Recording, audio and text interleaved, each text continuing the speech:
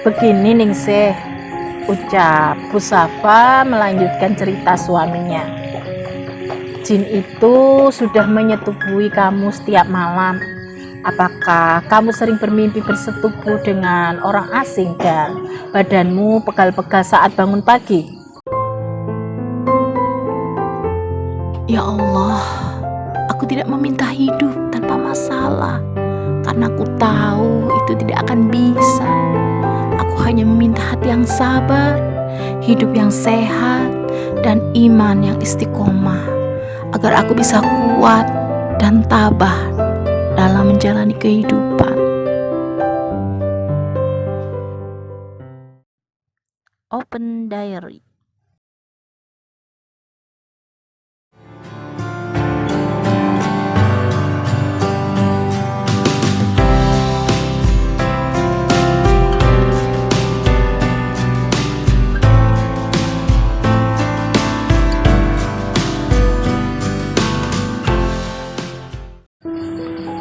Assalamualaikum warahmatullahi wabarakatuh. Halo Elin Story Lovers, apa kabar kalian hari ini?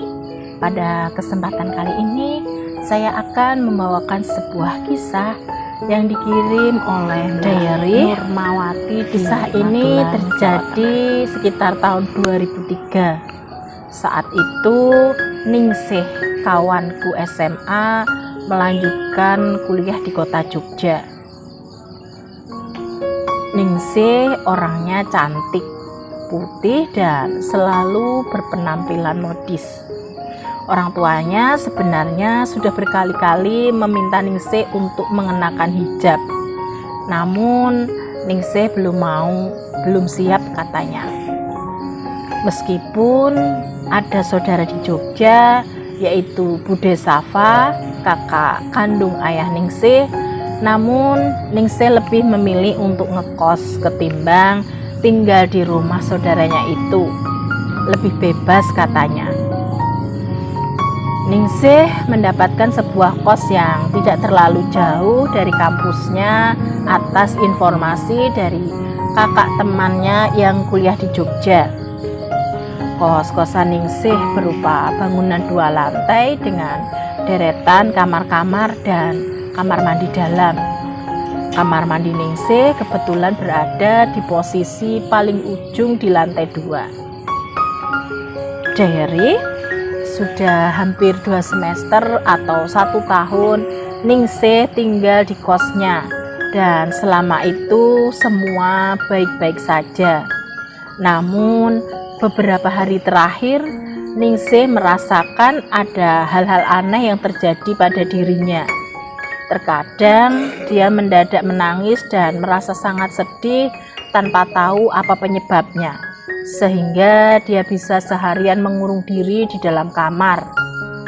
Namun, hal paling aneh yang dia rasakan adalah saat bangun tidur.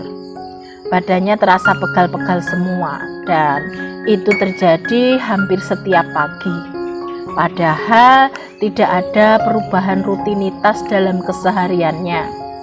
Ningsih biasa berangkat ke kampus jalan kaki yang hanya membutuhkan waktu 10 hingga 15 menit. Tugas-tugas kuliah juga masih seperti biasa. Tidak ada yang membebaninya secara fisik. Dan yang membuatnya sangat tidak nyaman adalah Ningsih sering mimpi bersetubuh dengan sosok asing yang tidak dia kenal. Ningsih bingung dengan kondisinya. Dia sangat tidak nyaman berada di kosnya, terutama di dalam kamarnya. Diary, suatu pagi di hari Minggu, Ningsih berkunjung ke rumah Bude Safa yang berjarak sekitar 5 km dari kosnya. Dia ingin silaturahmi ke rumah Bude Safa karena sudah cukup lama dia tidak pernah main ke rumah kakak kandung ayahnya itu. Ningsih melajukan motornya menuju rumah Bu Safa. Saat itu Bu Safa sudah memiliki 2 orang anak, laki-laki dan perempuan.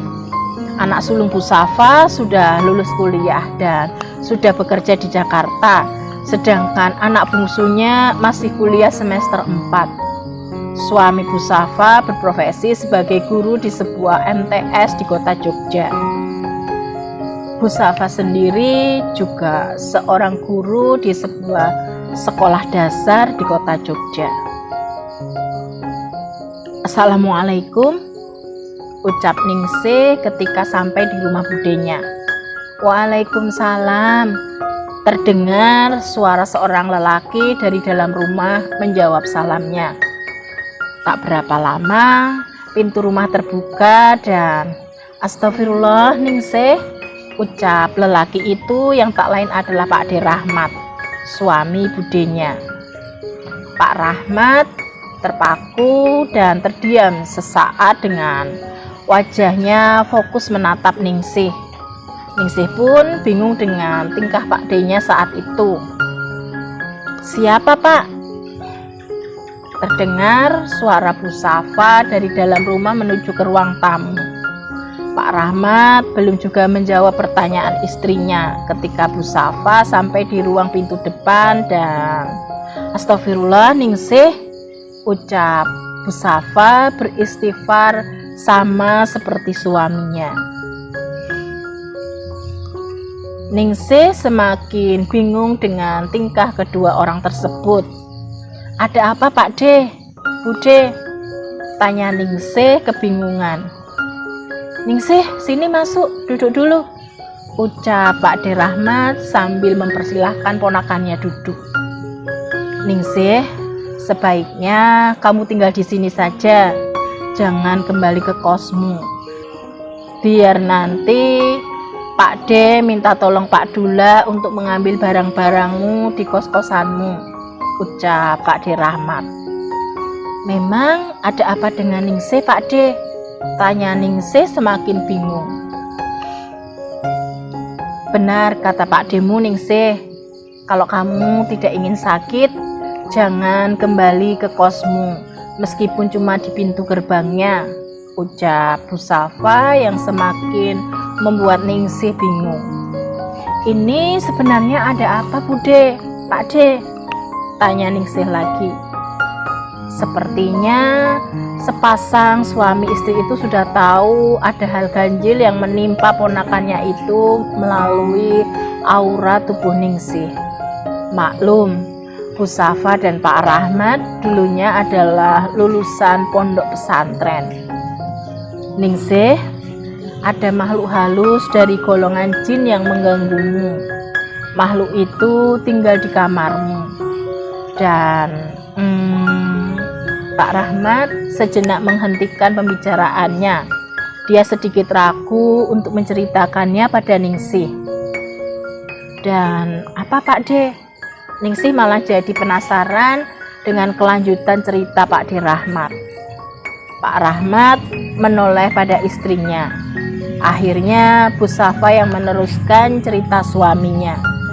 Sepertinya sepasang suami istri itu chemistry-nya sangat kuat, sehingga hanya berpandangan mata saja sudah saling tahu apa yang harus dibicarakan selanjutnya. Begini Ningsih, ucap Bu Safa melanjutkan cerita suaminya. Jin itu sudah menyetubuhi kamu setiap malam. Apakah kamu sering bermimpi bersetubuh dengan orang asing dan badanmu pegal-pegal saat bangun pagi? Tanya Bu Safa. Iya Bude, jawab Ningsih kaget mendengar pertanyaan budenya. Karena akhir-akhir ini dia memang mengalami hal tersebut.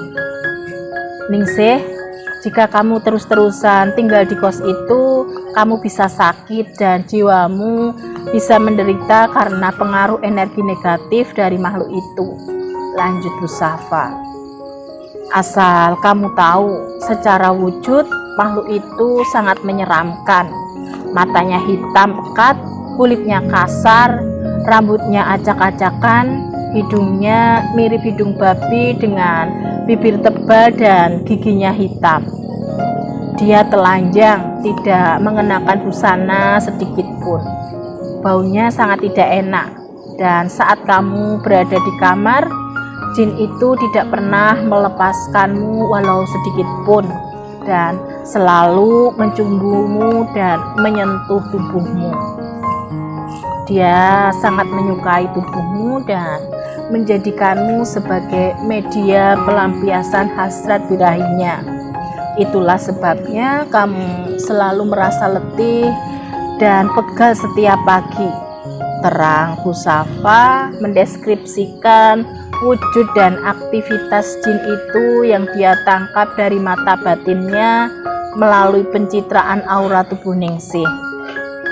Entah ilmu apa yang dimiliki Busafa, sehingga hanya melihat tubuh Ningsih, dia bisa melihat flashback apa yang dialami oleh Ningsih. Ningsih merasa ngeri mendengar cerita dari budenya dan juga merasa jijik membayangkan apa yang selama ini sudah terjadi pada dirinya. Untungnya jin itu tidak bisa mengikuti kamu saat kamu keluar dari kosmu. Sepertinya dia tidak memiliki kekuatan dan dikunci di lokasi kamar kosmu oleh seseorang yang memiliki kekuatan supranatural tinggi. Dia hanya mampu memancarkan frekuensi energi yang bisa diterima tubuhmu dan mengarahkan dirimu ke pelukannya. Sambung Pak Rahmat meneruskan penjelasan istrinya pada Ningsih. Ningsih pun semakin takut mendengarkan cerita dari Pak D-nya itu. Akhirnya dia memutuskan untuk sementara tinggal di rumah budenya. Semua barang-barang yang ada di kosnya diambil oleh Pak Dullah, orang suruhan Pak D-nya.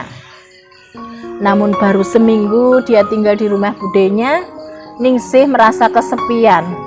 Hatinya terasa hampa.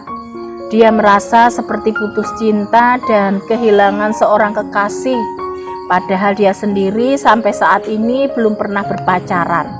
Wajah Ningsih terlihat begitu murung. Melihat gelagat ganjil dari ponakannya, Pak Rahmat sadar bahwa dalam diri Ningsih masih ada pengaruh energi negatif dari jin yang pernah mengganggunya. Akhirnya Ningsih pun diruqyah oleh Pak Rahmat. Dan alhamdulillah Ningsih pun bisa dibersihkan dari pengaruh energi negatif itu dan ceria kembali seperti sedia kala. Kini Ningsih sudah hidup bahagia bersama suami dan 3 orang anaknya. Itulah kisah nyata yang pernah dialami oleh Ningsih, yang diceritakan oleh Ningsih sendiri kepadaku. Semoga ada hikmah yang bisa diambil dari kisah sahabatku itu. Demikian sebuah kisah yang dikirim oleh Mbak Nurmawati di Magelang, Jawa Tengah. Terima kasih Mbak Nurmawati yang sudah berkenan membagikan kisahnya di Elin Story. Nah, buat kalian yang mempunyai kisah yang serupa dengan kisahnya Mbak Nurmawati atau mempunyai pengalaman hidup yang tidak bisa kalian lupakan sepanjang hidup kalian, silahkan kalian kirim di elins.story@gmail.com. Terima kasih.